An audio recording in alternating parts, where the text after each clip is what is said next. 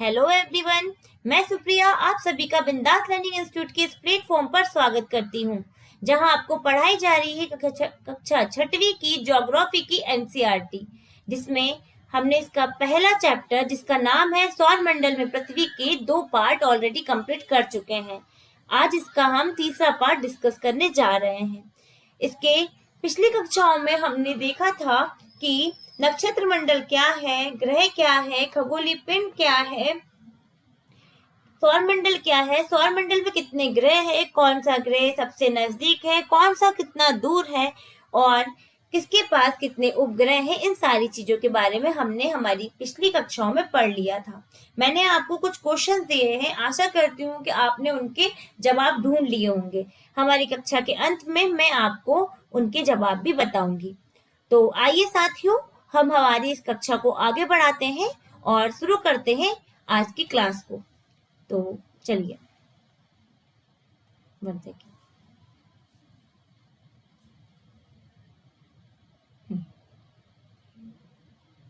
आज का हमारा टॉपिक हम जो स्टार्ट कर रहे हैं वो कर रहे हैं पृथ्वी से। ठीक है, तो देखिए पृथ्वी क्या बोल रही है। पृथ्वी सूर्य से दूरी के हिसाब से तीसरा ग्रह है। आकार में यह पांचवा सबसे बड़ा ग्रह है। यह ध्रुवों के पास थोड़ी चपटी है। यही कारण है कि इसके आकार को हम क्या कहते हैं, भूआब कहते हैं। भूआब का अर्थ है पृथ्वी के समान आकार। ठीक है, तो क्या बोला इसने कि मैं लिखते चल रही हूँ, आप लोग भी अपने नोट्स बना लो मेरे साथ में तो आसानी होगी। देखिए, क्या हम किसके बारे में पढ़ रहे थे, हम पढ़ रहे हैं पृथ्वी के बारे में। ठीक है, किसके बारे में पढ़ रहे हैं हम लोग, पृथ्वी के बारे में। क्या बोला कि ये सौर मंडल का कौन सा ग्रह है, ये सौर मंडल का तीसरा ग्रह है। कौन सा है, तीसरा। और आकार में कौन सा ग्रह है, तो पृथ्वी आकार में देखें हम तो पांचवा सबसे बड़ा ग्रह है, पांचवा सबसे बड़ा ग्रह है। ठीक है, अब इसमें कहा गया है कि ये क्या है, तो पृथ्वी ध्रुवों से चपटी है, ध्रुवों पर चपटी। ठीक है, और यही कारण है कि इसको हम क्या कह रहे हैं, भू-आब कह रहे हैं। क्या कह रहे हैं, भू-आब। अब आपको यहाँ दो चीज पता चल रही है कि भूआब का मतलब क्या है, कि ध्रुवों के पास चपटी होना। अब एक ध्रुव क्या होते हैं, देखिए ये हमारी पृथ्वी है। 1 सेकेंड दीजिए मुझे।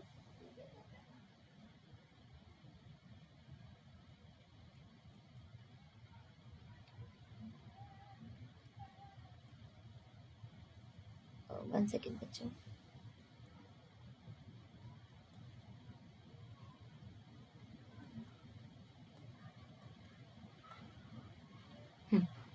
वन सेकेंड क्या है, देखिए ये हमारी एक पृथ्वी है।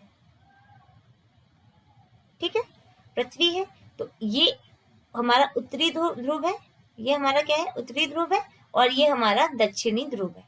ठीक है, तो ये क्या बोल रहा है कि ध्रुवों के पास से क्या चपटी, तो आप समझ गए कि कहाँ चपटी है हमारी पृथ्वी, ऐसी है। मतलब आप देखोगे ना तो ये थोड़ा ऐसा दिखेगा आपको, 1 सेकेंड, ये थोड़ा ऐसा दिखेगा आपको पृथ्वी हमारी, और इसी को भूआब कहते हैं, और इंग्लिश में इसको जियोइड कहते हैं। क्या बोलते हैं, जियोइड। 1 सेकेंड।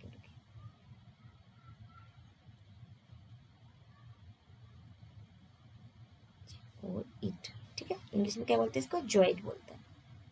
ठीक है बच्चों, ठीक है, समझ गए आप लोग। तो इसे भूआब कहते हैं। अब देखिए, अब क्या कह रहा है ये कि भूआब का अर्थ क्या है। 1 सेकेंड।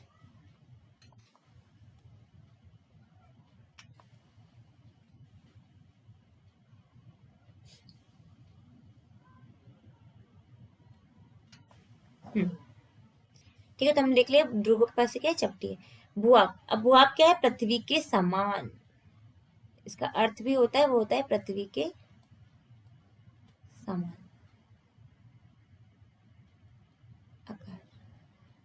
ठीक है, आगे आप लोग को बात समझ में, हमने इतने पॉइंट पढ़े, हमने लिख लिया। सौरमंडल में तीसरा, आकार में पांचवा, ध्रुवों पर चपटी, जिसको हम क्या कहते हैं, भूआब कहते हैं, पृथ्वी के समान। इसका अर्थ होता है पृथ्वी के समान आकार। ठीक है, चलिए नेक्स्ट पढ़ते हैं। जीवन के लिए अनुकूल परिस्थितियां संभवतः केवल पृथ्वी पर ही पाई जाती हैं। पृथ्वी ना तो अधिक गर्म है और ना ही अधिक ठंडी। यहाँ पानी एवं वायु उपस्थित है, जो हमारे जीवन के लिए आवश्यक है। वायु में जीवन के लिए आवश्यक गैसें जैसे ऑक्सीजन मौजूद है। इन्हीं कारणों से पृथ्वी सौरमंडल का सबसे अद्भुत ग्रह है। अंतरिक्ष से देखने पर पृथ्वी नीले रंग की दिखाई पड़ती है, क्योंकि इसकी 2/3 सतह पानी से ढकी हुई है, इसलिए इसे नीला ग्रह भी कहा जाता है। ठीक है, तो हमने जो लिखा उसके आगे हम क्या लिखेंगे, तो देखिए इतना आप लोगों ने नोट कर लिया। अब नोट कीजिए, वही एरो लगाइए। ठीक है, अब लिखिए आप लोग क्या कि जीवन केवल, आप ये तो लिखने की जरूरत नहीं कि जीवन केवल पृथ्वी पे, हम सिर्फ लिखेंगे ना अधिक गर्म, ना अधिक गर्म प्लस ना अधिक ठंडी। ठीक, दूसरा यहाँ क्या क्या है, हमारी पृथ्वी के पास क्या है, तो पृथ्वी पर है पानी प्लस वायु। ओके, फिर क्या है जो, और इसके पास क्या है, ऑक्सीजन भी है, O2 भी इसके पास है। बात क्लियर हो गई आप लोगों को। अब हम यहाँ देख रहे हैं एक और बात हमने यहाँ क्या जानी कि यहाँ पे क्या है, 2/3 पानी है, 2/3 पानी, जिस वजह से हम इसे क्या कह रहे हैं, नीला ग्रह।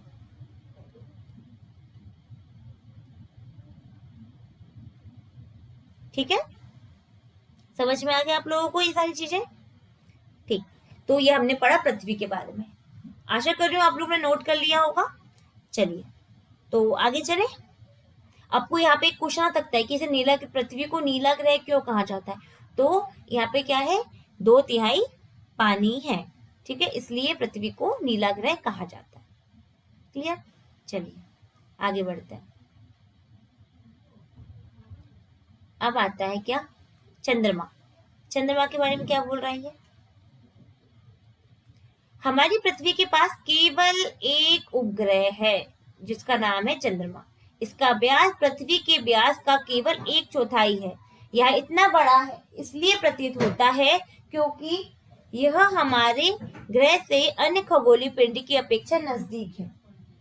यह हमसे लगभग 3,84,400 किलोमीटर दूर है। अब आप पृथ्वी से सूर्य एवं चंद्रमा की दूरी की तुलना कर सकते हैं। ठीक है, आपने क्या देख लिया यहाँ पे कि हमारा जो चंद्रमा क्या है, केवल एक उपग्रह है, व्यास में क्या है, 1/4 है। ठीक है, और यह इतना बड़ा इसलिए प्रतीत होता है क्योंकि यह हमारे ग्रह से अन्य खगोलीय पिंडों की अपेक्षा नजदीक है। ठीक है, तो चलिए आपको इसके नोट्स बनवा देते हैं। चलिए एक सेकेंड।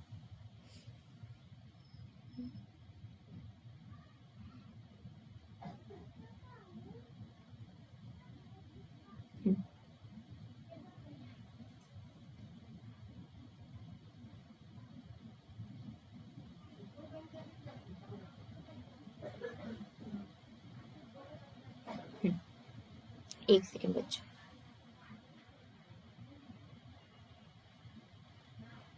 चलिए नोट कीजिए मेरे साथ में क्या है, तो चंद्रमा, किसके बारे में पढ़ रहे हैं हम लोग, चंद्रमा के बारे में।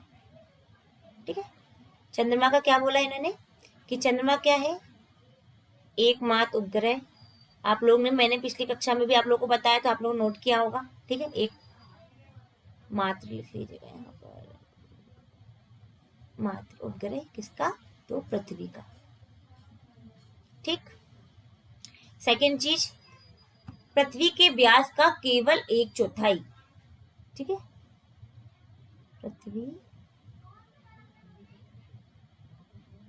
व्यास का केवल 1। ठीक, तीसरा मतलब बड़ा क्यों दिखाई देता है, तो अन्य ग्रहों की तुलना में नजदीक, अन्य खगोलीय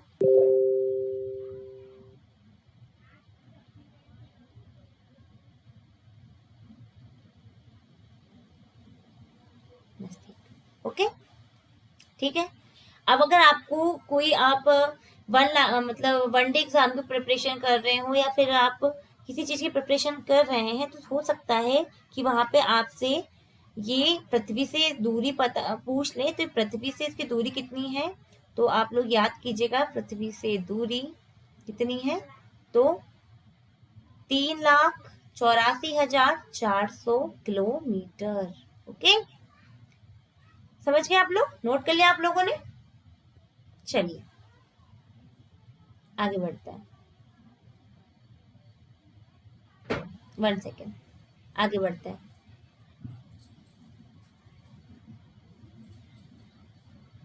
ये हमारा कंप्लीट। अब आप थोड़ा सा इधर देख लीजिए।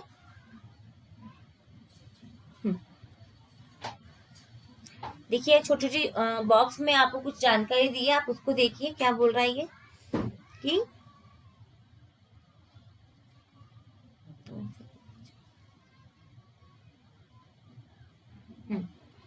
प्रकाश की गति लगभग 3,000 किलोमीटर प्रति सेकंड है। इस गति के बावजूद सूर्य के प्रकाश को पृथ्वी तक पहुंचने में लगभग 8 मिनट का समय लगता है। क्या बोल रहा है कि लगभग कितने मिनट का समय लगता है, तो 8 मिनट का समय लगता है। ठीक है, कितने मिनट का समय लग रहा है, 8 मिनट का। तो बच्चों देखिए, जब आप यूपीएससी वगैरह की प्रिपरेशन करते हैं ना, तो उसमें जो उसका एग्जाम है उसमें एक स्टेटमेंट आ सकता है इस तौर पर कि बताइए कि जो हमारी पृथ्वी है वो उस पर जो सूर्य का जो प्रकाश है वो पहुंचने में कितना समय लेता है। तो ये आपसे पूछा जा सकता है, तो आपको ये पता होना चाहिए। आप लोग नोट कर लीजिए कि कितना समय लेता है, तो बस 8 मिनट में वो हमारे पास पहुंच जाता है। ठीक है, कितने मिनट में, 8 मिनट में। और किस गति से आ रहा होता है प्रकाश, तो 3,00,000 किलोमीटर प्रति सेकंड की गति से आ रहा होता है। क्लियर। अब देखिए यहाँ पे कुछ और दिया हुआ है, क्या दिया है, नील आर्मस्ट्रांग पहले व्यक्ति थे जिन्होंने 21 जुलाई 1969 को सबसे पहले चंद्रमा की सतह पर कदम रखा। तो आपको यहाँ से ये भी पता चल रहा है कि पहला व्यक्ति कौन है, तो नील आर्मस्ट्रांग। ठीक है, नोट कर लीजिए क्योंकि छोटी छोटी बातें जो हमें याद नहीं रहती है। अब आता है उपग्रह के बारे में। उपग्रह के बारे में क्या बोल रहा है, देखिए,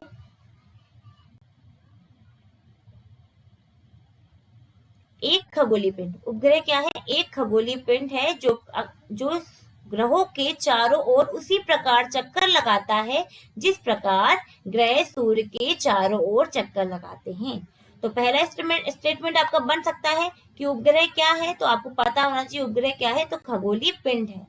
ठीक है, ग्रहों के चारों, और किसके चारों ओर चक्कर लगा रहा है, ये ग्रहों के। तो बस आप यहाँ पे लिखिए उपग्रह। देखिएगा क्या लिखेंगे, उपग्रह क्या, तो खगोलीय पिंड। ये तो आप लोग को अच्छे से याद ही हो गया होगा मुझे जहां तक लगता है, खगोलीय पिंड है। और किसके चक्कर लगा रहा है, तो ये ग्रहों के चक्कर, ग्रहों के चक्कर लगाता है। क्लियर, नोट कर लिया आप लोगों ने। चलिए आगे बढ़ते हैं। अब क्या है, मानव निर्मित उपग्रह। तो देखिए बच्चों, यहाँ पे हमने देखा मतलब जो उपग्रह होते हैं 2 टाइप के होते हैं ना। एक होता है क्या, तो एक होते हैं प्राकृतिक उपग्रह, ठीक, और कुछ होते हैं जो मानव के द्वारा भी बनाए जाते हैं। ठीक है, जिसे हम मानव निर्मित कहते हैं। अब क्या बोल रहा है ये देखिए, एक कृत्रिम उपग्रह एक कृत्रिम पिंड है, यहाँ वैज्ञानिकों द्वारा बनाया गया है जिसका उपयोग ब्रह्मांड के बारे में जानकारी प्राप्त करने तथा पृथ्वी पर संचार माध्यम के लिए किया जाता है। इसे रॉकेट के द्वारा अंतरिक्ष में भेजा जाता है एवं पृथ्वी की कक्षा में स्थापित कर दिया जाता है। अंतरिक्ष में उपस्थित कुछ भारतीय उपग्रह जैसे कौन कौन से, इनसेट, IRS है ना, एडुसेट इत्यादि। तो आपको पता होना चाहिए, कभी आ जाए इनसेट क्या है, तो क्या है, मानव निर्मित उपग्रह है जो कि अंतरिक्ष में क्या है, उपस्थित है। समझ में आ रहा है आप लोगों को, क्लियर। और हम मानव निर्मित उपग्रह क्यों लगाते हैं, तो क्यों लगाते हैं, संचार माध्यम के लिए, ठीक है, और ब्रह्मांड की जानकारी प्राप्त करने के लिए। क्लियर। हो गया आप लोगों का ये? चलिए नेक्स्ट पेज पे चलते हैं। अब देखिए चंद्रमा के बारे में ही आपको आगे बताया जा रहा है। चंद्रमा पृथ्वी का एक चक्कर लगभग 27 दिन में पूरा करता है। लगभग इतने ही समय में यह अपने अक्ष पर एक चक्कर भी पूरा करता है। इसके परिणाम स्वरूप पृथ्वी से हमें चंद्रमा का केवल एक ही भाग दिखाई पड़ता है। चंद्रमा की परिस्थितियां जीवन के लिए अनुकूल नहीं है। इसकी सतह पर पर्वत, मैदान एवं गड्ढे हैं, जो चंद्रमा की सतह पर छाया बनाते हैं। पूर्णिमा के दिन चंद्रमा पर इनकी छाया को देखा जा सकता है। ठीक है, तो जहां आप लोगों ने चंद्रमा लिखा था वहीं आप आगे नोट कर लीजिए मेरे साथ। रुकिएगा, कलर चेंज कर लेते हैं हम लोग पेन का।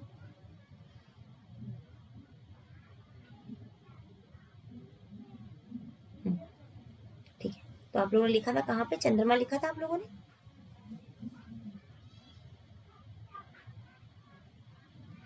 चंद्रमा है ना, वहीं पे आप लोग डैश निकालिए, वहीं से एक एरो निकालिए, लिखिए क्या? पृथ्वी चक्कर कितने दिनों में? 27। और सेम क्या करता है ये?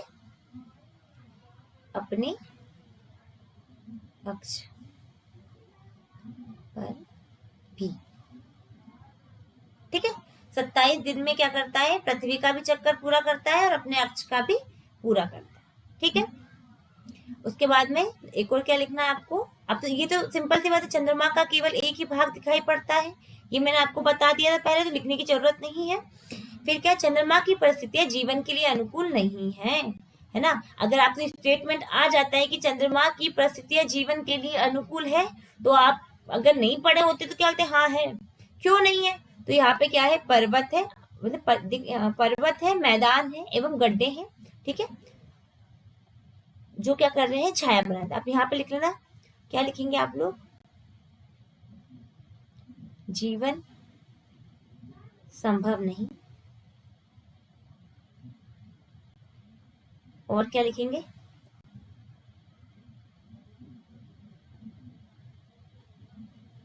चंद्रमा की सतह पर, ये लिखने की जरूरत नहीं बच्चों, ये आपको पता है। और पूर्णिमा वाला मैंने आपको बता दिया था। ठीक है, इतना पॉइंट इंपॉर्टेंट है, आप लोग नोट कर लीजिएगा। ठीक है, चलिए आगे बढ़ते हैं। अब हम पढ़ेंगे बच्चे क्षुद्र ग्रह के बारे में। क्या बोल रहा है वो? चलिए देखते हैं।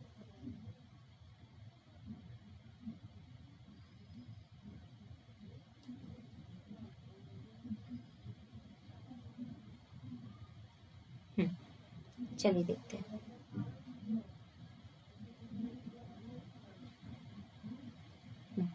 क्षुद्र ग्रह तारों, ग्रहों एवं उपग्रहों के अतिरिक्त असंख्य छोटे पिंड भी सूर्य के चारों ओर चक्कर लगाते हैं। इन पिंडों को क्षुद्र ग्रह कहते हैं। ये मंगल एवं बृहस्पति की कक्षाओं के बीच पाए जाते हैं। वैज्ञानिकों के अनुसार क्षुद्र ग्रह ग्रह के ही भाग होते हैं जो कि बहुत वर्ष पहले विस्फोट के बाद ग्रहों से टूटकर अलग होते हैं। तो देखो ये क्षुद्र ग्रह ऐसे होते हैं, और आपको मैं एक और इमेज दिखाती हूँ, आप देखिएगा उसमें।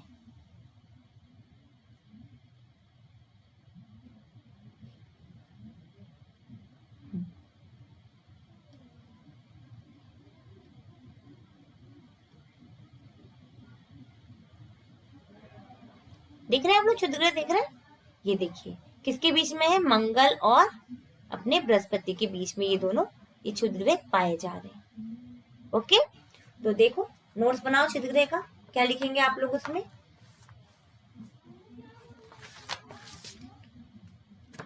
वन सेकेंड दीजिए मुझे। ठीक है, चलिए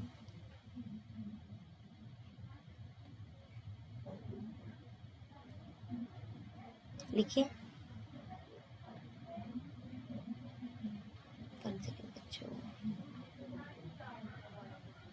देखिए आप लोग क्षुद्र ग्रह,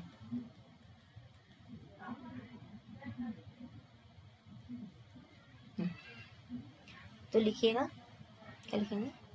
क्षुद्र ग्रह। क्षुद्र ग्रह क्या है? क्षुद्र ग्रह के बारे में देखा हमने कि ये क्या है? असंख्य छोटे छोटे पिंड होते हैं। ये क्या होते हैं? असंख्य छोटे छोटे पिंड। ठीक है, किससे बने हैं ये? तो ग्रह से ही बने हैं, ग्रह से बने। ठीक है, और ग्रह से कैसे? विस्फोट द्वारा।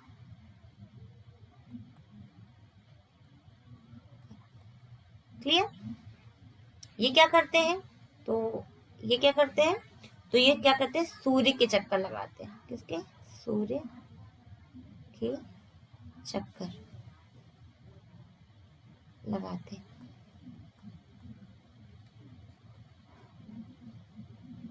ठीक, अब यहाँ पे आ सकता है कि क्षुद्र ग्रह जो है वो चंद्रमा का चक्कर लगा रहे हैं ना, तो ऐसा कुछ नहीं है। किसके चक्कर लगा रहे हैं?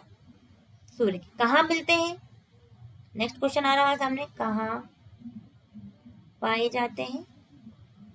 तो कहाँ पे? मंगल और बृहस्पति के बीच में, के बीच। Okay, clear? आगे बात समझ में आप लोगों को? चलिए, और देखिए, सबसे बड़ा अगर क्षुद्र ग्रह देखें हम, ठीक है, मैं इसको रब कर दूं, 1 सेकेंड दीजिए, आप लोग नोट कर लिया होगा। देखिए, क्या सबसे बड़ा, क्या बोल रही हूँ मैं? सबसे बड़ा, सबसे बड़ा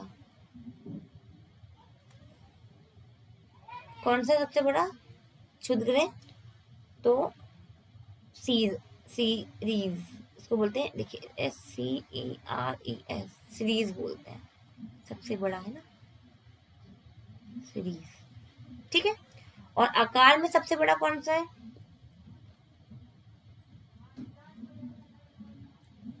आकार में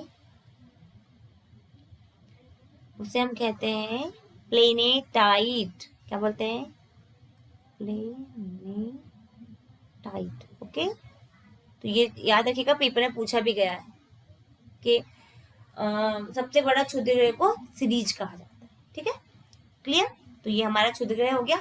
आगे बढ़ते हैं।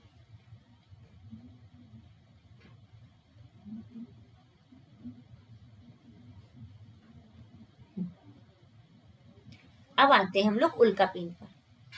उल्का पिंड किसे कहते हैं? सूर्य के चारों ओर चक्कर लगाने वाले पत्थरों के छोटे छोटे टुकड़ों को उल्का पिंड कहते हैं, है ना? ठीक है, कभी कभी ये उल्का पिंड पृथ्वी के इतने नजदीक आ जाते हैं कि इनकी प्रवृत्ति पृथ्वी पर गिरने की होती है। इस प्रक्रिया के दौरान वायु के साथ घर्षण होने के कारण ये गर्म होकर जल जाते हैं। फलस्वरूप चमकदार प्रकाश उत्पन्न होता है। कभी कभी कोई उल्का पूरी तरह जले बिना पृथ्वी पर गिरती है, जिससे धरातल पर गड्ढे बन जाते हैं। ठीक है, तो देखिए उल्का पिंड के बारे में क्या बोल रहा है आपसे कि क्या करते हैं? सूर्य के चारों ओर क्या लगा रहे? चक्कर लगाने वाले कैसे हैं? पत्थरों के छोटे छोटे टुकड़े। ठीक है, तो उल्का पिंड क्या है? हेडिंग डालिएगा।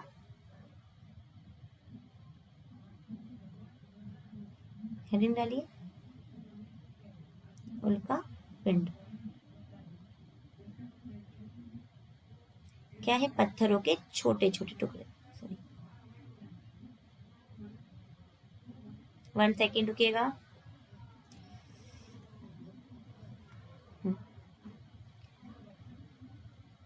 पत्थरों के छोटे छोटे टुकड़े। ठीक है, ये भी क्या करते हैं? सूर्य के चक्कर लगाते हैं। ठीक है, और ये क्या होता है कि वायु के घर्षण, वायु के साथ घर्षण से गर्म होते हैं और फिर जल जाते हैं, है ना? आधे जले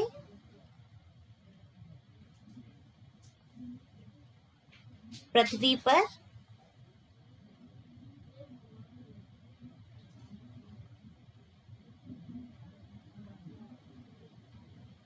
गिरते हैं और गड्ढा बनाते हैं। ठीक है। अब जब ये वायु के साथ घर्षण से गर्म होते हैं और जलते हैं तो ये क्या करते हैं, यहां से निकालिए, प्रकाश उत्पन्न करते हैं। ठीक है, कौन सा, चमकदार, चमकदार। ठीक है, समझ में आ गया आप लोग को। अब देखिए, जब हम स्टैंडर्ड क्लास की बुक्स पढ़ेंगे तब हम उसमें पढ़ेंगे कि उल्काब, उल्का, है ना, उल्का पिंड, इन तीनों में क्या डिफरेंस है। ठीक है, कब जो पत्थर हैं वो पृथ्वी पर गिरते हैं तब हम उनको उल्का पिंड कहते हैं। बस आप इतना याद रखिएगा। और इसे हम इंग्लिश में कहते हैं मेट्रोराइट, मेट्रोराइट, राइट। ओके, ये ऐसे बच्चों, क्लियर, ठीक, नोट कर लिया आप लोगों ने। चलिए आगे बढ़ते हैं। क्या आपने तारों वाले खुले आकाश में एक ओर से दूसरी ओर तक फैली चौड़ी सफेद पट्टी की तरह एक चमकदार रास्ते को देखा है? यहाँ लाखों तारों का समूह है। यह पट्टी आकाश गंगा कहवा मिल्की वे कहलाती है। यहाँ हमारा सौरमंडल इस आकाश गंगा का एक भाग है। प्राचीन भारत में इसकी कल्पना आकाश में प्रकाश की एक बहती नदी से की गई है। इस प्रकार इसका नाम आकाश गंगा पड़ा था। आकाश गंगा करोड़ों तारों, बादलों तथा गैसों की एक प्रणाली है। इस प्रकार की लाखों आकाश गंगाएं मिलकर ब्रह्मांड का निर्माण करती है। ब्रह्मांड की विशालता की कल्पना करना अत्यधिक कठिन है। वैज्ञानिक अभी भी इसके बारे में अधिक से अधिक जानकारी एकत्र करने में जुटे हैं। इसके आकार के संबंध में हमें कोई जानकारी नहीं है, लेकिन फिर भी हम जानते हैं कि हम सभी इसी ब्रह्मांड का हिस्सा हैं। अब देखिए, 1 सेकेंड रुकिए।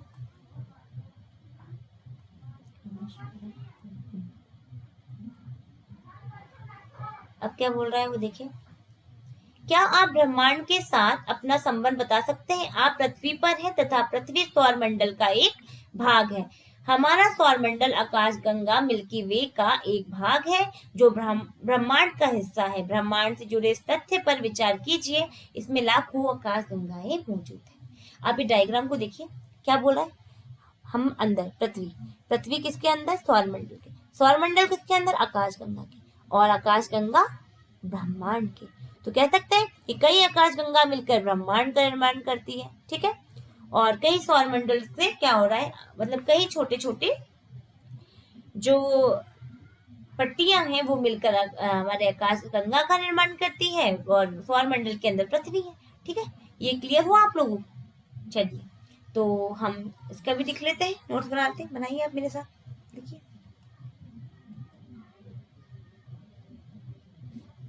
चलिए लिखिए, डालिए हेडिंग में आकाश गंगा।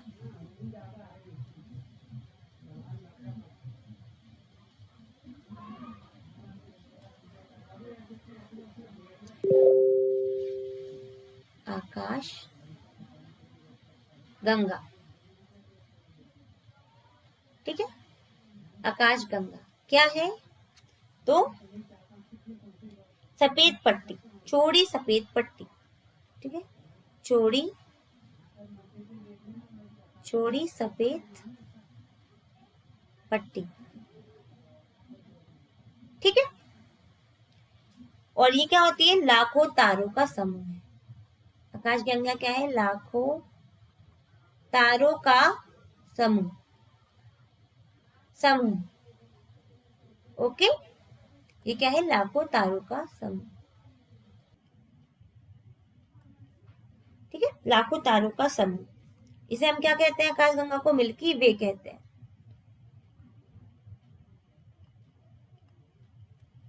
ठीक है, और ये क्या है, हमारे सौरमंडल का, मतलब हमारा सौरमंडल, इसका भाग।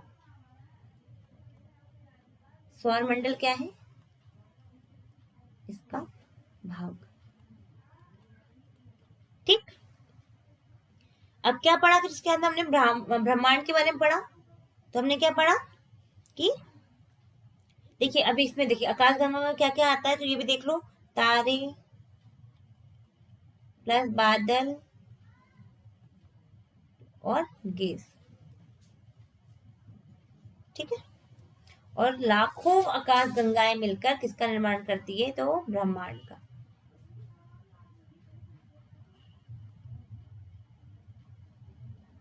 आकाश गंगा से मिलकर क्या बना है हमारा,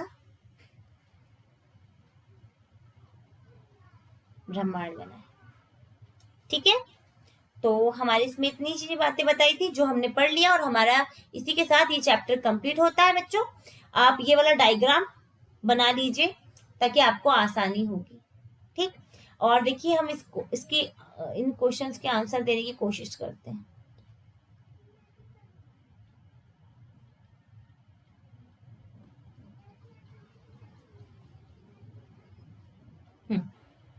चलिए, ग्रह और तारे में क्या अंतर है, तो आप मुझे बताओ ग्रह और तारे में क्या अंतर है, बताइए। मैंने तो पढ़ाया ना आप लोगों को। तो आपने पढ़ा था कि देखिए एक समानता देखें तो दोनों ही खगोलीय पिंड है।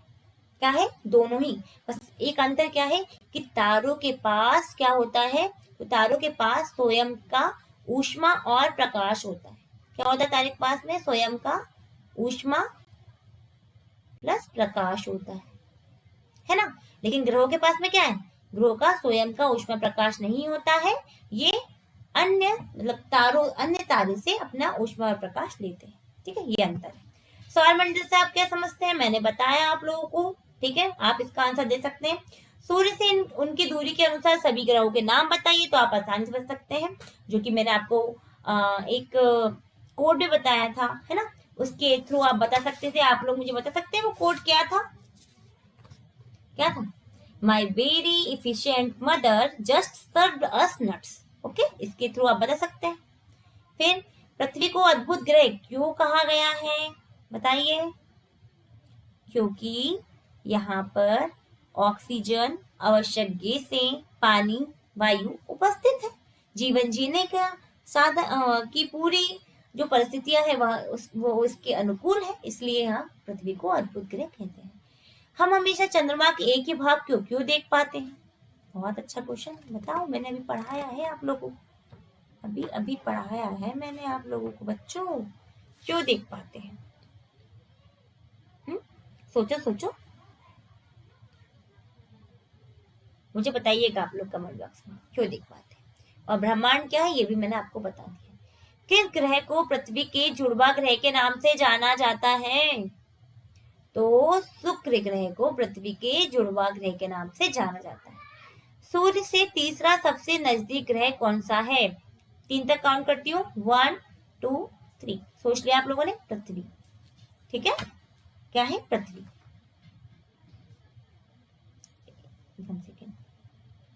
सभी ग्रह सूर्य के चारों ओर किस प्रकार के पथ पर चक्कर लगाते हैं, सोचिए। मैं काउंट कर रही हूँ, 1 2 3, तो क्या है, दीर्घ वृत्ताकार पथ पर। सूर्य तारे से किस दिशा का ज्ञान हो, ध्रुव तारे से किस दिशा का ज्ञान होता है, दक्षिण का, उत्तर का, पूर्व का, तो आंसर है उत्तर का। क्षुद्र ग्रह किन कक्षाओं के बीच पाए जाते हैं, तो आप सभी ने अभी पढ़ा, मंगल एवं बृहस्पति। फ्लिंदाब्लेंस का एक समूह जो विभिन्न प्रतिरूपों का निर्माण करता है उसे कहते हैं, बताया है, तो बताइएगा मुझे। तारों की एक, देखिए मैं बता ही देती हूँ आप लोग को, तो यहाँ है तारों का एक समूह विभिन्न प्रतिरूपों का निर्माण करता है, उसे हम लोग नक्षत्र मंडल कहते हैं। नक्षत्र मंडल, जिन लोगों ने पहली कक्षाएं ना देखी हो प्लीज देखिए, आपके बहुत सारे डाउट्स क्लियर होंगे वहां से। तारों की एक बहुत बड़ी प्रणाली को खालिस्तान कहा जाता है, क्या कहा जाता है, अभी पढ़ा ना हम लोगों ने, क्या, आकाश गंगा। ठीक है, फ्लिंदा ब्लैंक्स पृथ्वी के सबसे करीब है, कौन है, मैं नहीं, क्या है, तो देखिए इसमें दो वो है, अगर ग्रह पूछे तो ग्रह के सबसे ग्रह कौन सा है, तो यहाँ पे शुक्र ग्रह सबसे करीब है। और अगर ये क्वेश्चन उपग्रह के बारे में पूछता है तो आप लोग को पता ही है, चंद्रमा। क्लियर। सूर्य से तीसरा सबसे नजदीक ग्रह पृथ्वी। क्या है, पृथ्वी है, ठीक है। ग्रहों के पास अपनी क्या होती है, क्या नहीं होती है, सॉरी, ऊष्मा और प्रकाश नहीं होता। ठीक है बच्चों। और मैंने आपको कुछ क्वेश्चन दिए थे, उनके आंसर मैं आपको बोल रही हूँ, आप लोग नोट कर लीजिएगा, क्योंकि इतना समय तो नहीं है कि मैं वापस से उनको लिखवाऊं। तो देखिए हमने देखा था, हमारे कुछ क्वेश्चंस देखे थे हमने हमारे सौर मंडल के डायग्राम को ही लेकर, जो कि सभी के लिए इम्पोर्टेंट थे बच्चों।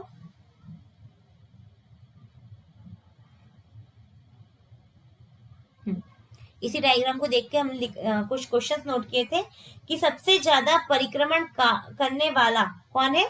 तो सबसे ज्यादा देखिए कौन करेगा, आप लोग मुझे बता सकते हैं, 1 सेकेंड, सबसे ज्यादा कौन करेगा, तो सबसे ज्यादा करेगा नेपच्यून, क्योंकि ये बहुत दूर है। ठीक है। सबसे कम कौन करेगा, तो सबसे कम करेगा बुध, क्योंकि वो सबसे पास है। सबसे धीमी घूर्णन करने वाला कौन था, तो सबसे धीमी गति से घूर्णन करता है हमारा शुक्र। कौन करता है, शुक्र। नोट कर लीजिए, शुक्र। सबसे तेज घूर्णन करता है बृहस्पति। कौन करता है, बृहस्पति।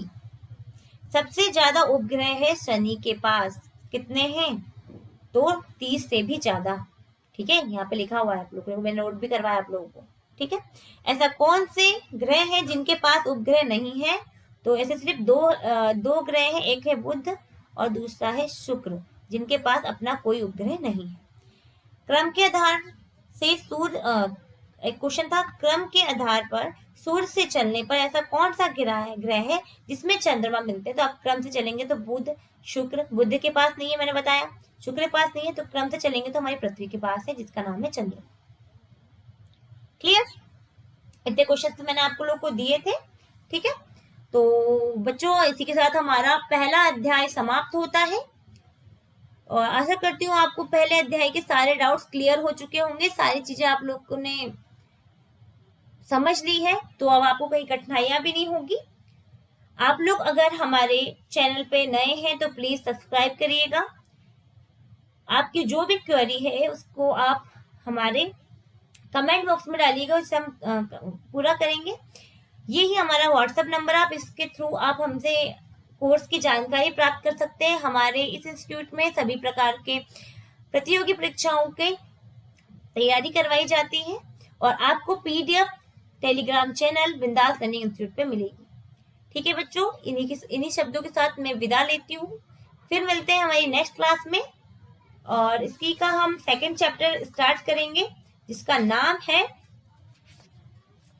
अक्षांश एवं देशांतर। ठीक है बच्चों, धन्यवाद। जय हिंद, जय भारत।